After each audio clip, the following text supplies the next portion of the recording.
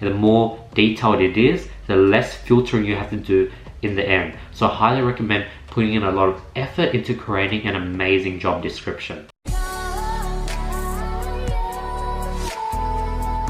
Hey guys, what's up? In this video we'll be talking about why to not hire employees, instead hire contractors. And if you guys watch to the very end, I should go ahead and reveal how I go ahead and hire, filter and train my contractors. So it's very important. If you guys want to learn the most important part, watch to the very end. Other than that, before we get to the video, let's announce last video's winners for $1,000 worth of courses, a consulting course. The winner is here. All you have to do to qualify is drop a comment below, hit the subscribe button, hit the notification bell, follow me on Instagram. I'll be picking the best comment every single video. Other than that, let's get right into the video. Only hire contractors. Why?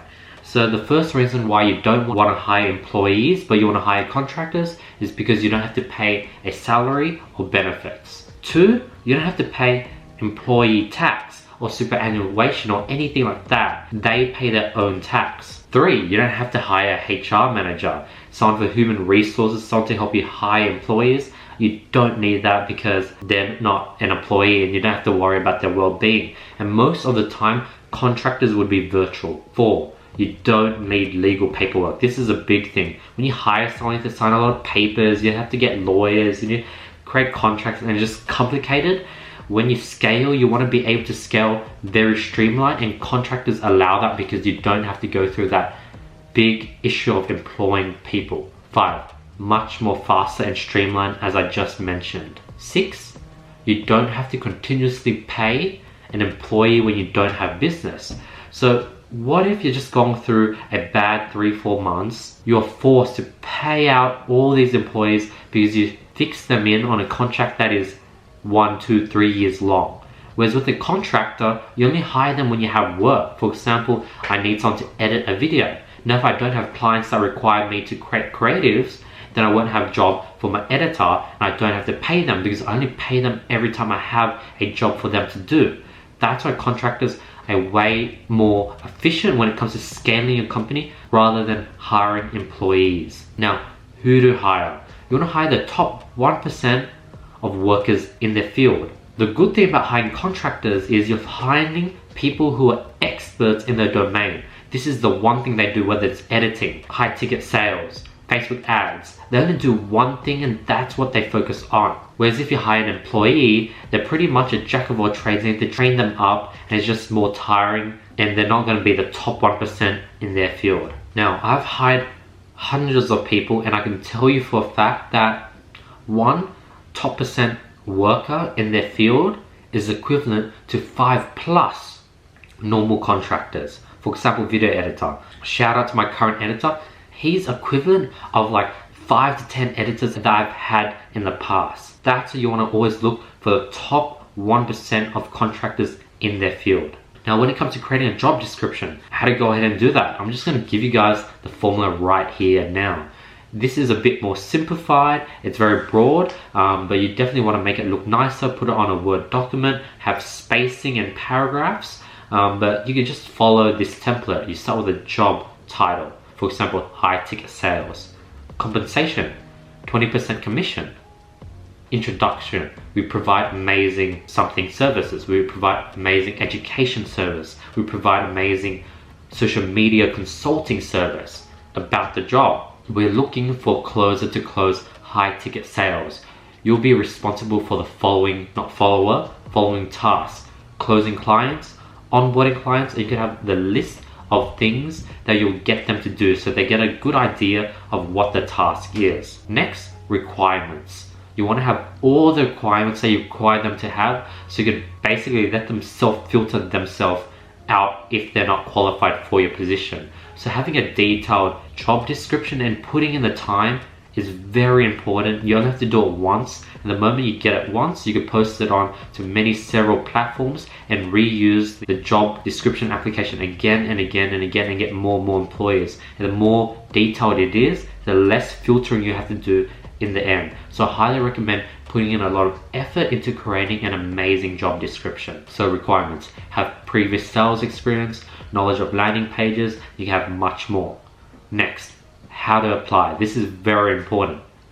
Brief paragraph on why you think that this job is for you, very important. So you'll actually be able to see who just applies for jobs in volume, and those who actually read the application, they see this requirement to apply, and they actually provide you a paragraph that's not pre-made. 2, please send proof of you matching requirements. So in this case, they'll send previous sales experience, knowledge with working with ClickFunnels, etc. You want them to go out of their way to show you proof, because if they're going to do that, then they're someone worth hiring. 3, finally, what makes you stand out from all other applicants? This is very powerful. This actually differentiates who puts in the effort when they apply and those who doesn't. So these questions just makes it very easy, and it helps you during the filtering process. So you definitely want to go ahead and include these questions. Where can you find these top 1% contractors? So for easy roles such as admin, virtual assistant, customer service, you can find those type of people from Fiverr, Upwork, Craigslist. Now if someone is a medium role such as photography, video editing, content creation, you probably want to go to somewhere like Upwork, maybe Facebook groups.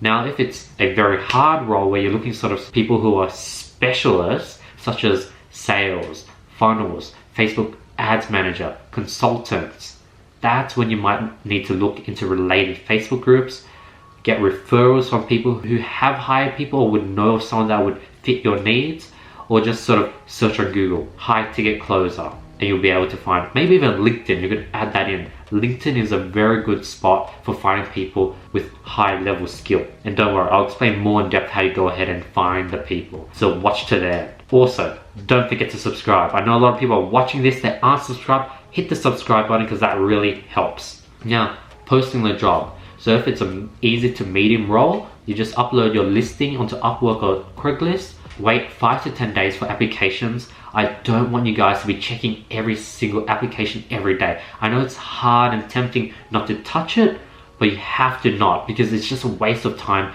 checking every single application. You just want to wait 5 to 10 days, and I'll go over next steps. Now when it comes to posting a job that is for a more harder position, you want to search on Facebook keywords such as sales, high ticket closer, how to sell. You'll find many Facebook groups associated to the particular skill set you need. Join the group, post your job, and people will directly message you or refer you to someone that can help. Now, the filtering process. After you pile up these applications, as I just mentioned, you want to go through them all at once, because it's just going to be much more efficient. You're going to be in the zone. You're going to end up probably spending 2 to 3 hours just filtering them through, rather than spending 5 to 10 hours over a period of 5 to 10 days checking every single application that goes through. It's just not efficient, and it's not geared towards finding the best contractor. The reason why you want to pile them up is because then you split the application into good and bad columns. So you'll split into good, bad, and you'll repeat this again with the good columns. You want to split the good column again into good and bad, and you want to repeat this process again and again until you're left with 5 applicants. So they're the best applicants after you continuously use the splitting method. You then want to go ahead and interview all 5 applicants on Skype, phone call, WhatsApp. Most should be down to do an audio call. If they're not comfortable with doing an audio call, then they're probably not a right fit, and you want to find someone else to replace that 5th applicant.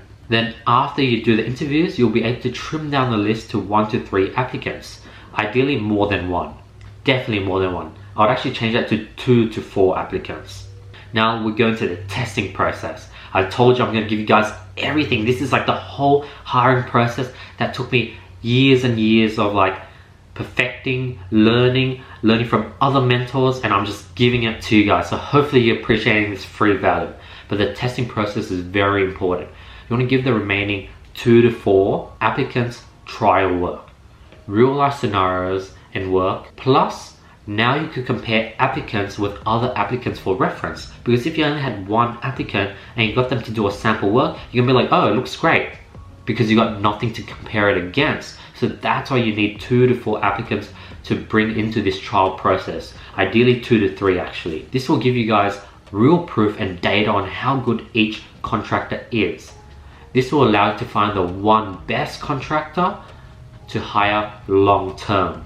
Now, why would you go through this long process? Like, that's just a pain in the ass. Hiring someone good will, one, allow to scale out that part of the business with more contractors. So if you find the first contractor and you put in those hours and time to find that perfect one, that first contractor will be able to train and interview and find second contractors for you, because they're going to get overwhelmed. They're going to want you to hire someone to back them up, and they're going to be willing to find someone that's the right fit. And they then do what you did, but you no longer have to do it. And that could be repeated with a third, fourth, fifth contractor. And two, it's an amazing investment in the long run. Putting in the time now to find the top 1% contractor will pay dividends over your whole business career, because if you look after your employees well, the ROI is insane. But yeah, that's the whole video. I know I'm going into more high level content. That's what I wanted to sort of do with this channel. Slowly transition into high level content like this. If you guys appreciate it, please let me know. Question of the day: what type of content would you like me to grow into? Because I want to grow my channel and not continuously do one thing that most YouTubers are. So give me your advice and thoughts, what type of content you guys would like me to grow into. Other than that, as always, these slides will be completely for free in the description below. So don't be scared to go ahead and download them completely for free, just because I know a lot of people want these slides on their computer, on their desktop to reference. Other than that, thank you so much for watching and giving me your time. I really appreciate it. And I want to thank you guys from the bottom of my heart. Thank you for supporting my channel and leaving those awesome comments that you guys always do. Other than that, hope you guys have an amazing day. And I'll be seeing you guys tomorrow. Don't forget to subscribe with more valuable content. Peace.